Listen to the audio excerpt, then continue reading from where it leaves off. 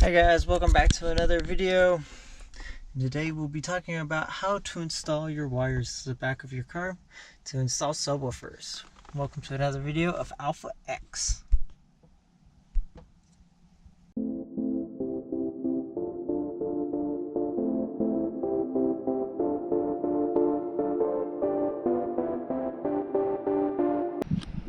So first things first, you're going to want to buy a kit that you should get from Amazon or Walmart.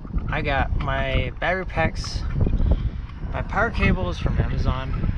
My fuse box here is from Walmart. It's just a splitter I just use as a fuse box, which works for what I need it to. So what you're first going to do is you're going to want to disconnect your power cable from your cart.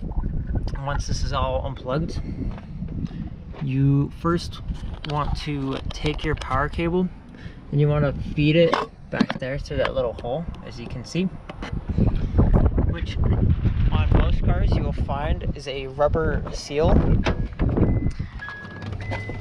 right here underneath the dash, as you can kind of see. So right there, where that little red spot is where the power cable comes through. And I have it fed through here, which ends up getting fed through here. Then you'd want to pop off your door panel. Then from there, you're going to feed it underneath the car like this all the way through. And you can also pop off this panel as well, make it easier to feed it through. You want to feed it all the way through there. Then under this panel will come off as well from your car as well. And then what I've done is I've just lifted up my seat like this, and then I just have the wires being fed back here to the back of the car. It's a very easy, simple task. It's just tedious depending on your car. And from there, you have your ground cable, which just needs to be bolted onto something at the frame of the car or any metal surface. This allows it to ground out. You will also need a remote control wire, which is my blue wire here. This allows the stereo to turn the subs on and off versus having them just constantly on, draining your battery. You're going to want a RCA cable, which looks like this, which will be plugged into the back or front of your amp. This allows the audio to go through. And what you would do is you would do the same thing you did with the power cable, but instead of following it to the front of the car, you're going to feed it all the way through the stereo. So I'll show you here, over here.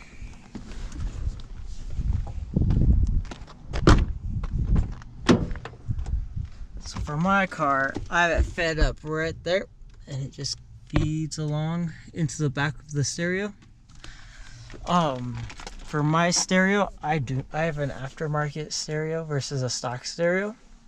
So what an aftermarket stereo is, it's been purposely built to add subwoofers, versus the stock radio, it won't come with any RCA wires or a control cable. So what you would need to do is, if you go back to the floor panel right here, is that most cars have a power cable that is fed right here for all the wiring behind the car. Sometimes it's here in the middle of the console, which usually ends up being more tedious because you have to take the whole thing to get apart. But this is usually where most of the wires are fed, either this side or the other side, or the middle, like I said. So what you'd do is you'd Google your car's wiring color codes. Then from there you'd open this up, and then you would splice those wires. Then you'd want to run your own power cable wire like this, similar to this. That's at least 1/16 cable or audio cable will work as well. What you'd do is you'd splice into it, and then you just feed it back like you would if it was the power cable. And then from there, you just feed it back to the stereo. And the stereo will have a thing that will allow you to plug into the amp. So you can plug in the right side cable and then the left side cable. So what you'd do is you'd Google the front speakers, the rear speaker color codes. Then what you'd do is you'd splice into those color codes, and then you would feed that back to the amp, which your amp should come with a wire-based connector instead of having to run RCA cables to the back of it. This will allow you to physically connect your subs straight to the door panel speakers, and it still sounds good to have subs connected to. You just have to be careful you don't blow your door panels, because your subwoofers might sound a little quiet. We did this in my cousin's car. His car sounded really good for being connected via that way. So like I said, you just splice into that, send it in the back, connect it to the amp, and then your subwoofer should work fine. And then from there, you'd want to tune the amplifier, the amp, and then hook everything up. If your amplifier does allow you to bridge them, depending on how many watts, I would recommend bridging.